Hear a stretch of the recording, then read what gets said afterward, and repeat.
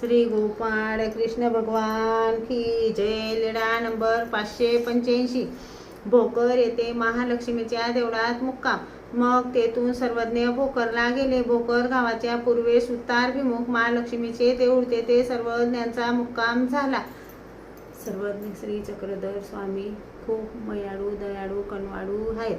तुम्ही सर्वज्ञ श्री चक्रधर स्वामींची भक्ती करा. सर्वज्ञ श्री चक्रधर स्वामींचे लीळेचे पालन करा. सर्वज्ञ श्री चक्रधर स्वामींच्या लीळा ग्रहण करा.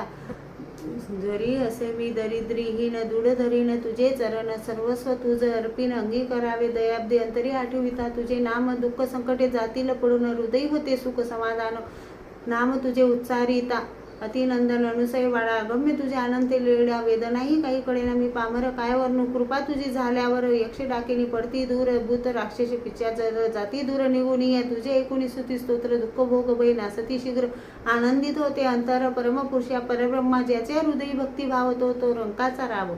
स्वामी चक्रधर असे एक म्हणजे परमेश्वर आहेत की या जगात परमेश्वर दयाळू, मयाळू, कृपाळू, कनवाळू आहेत. तुम्ही त्यांचे चरण धरा. परमेश्वराशिवाय या जीवाचा उद्धार कोणी करू शकत नाही. परमेश्वर खूप मयाळू आहेत. श्री गोपाळ कृष्ण भगवान की जय.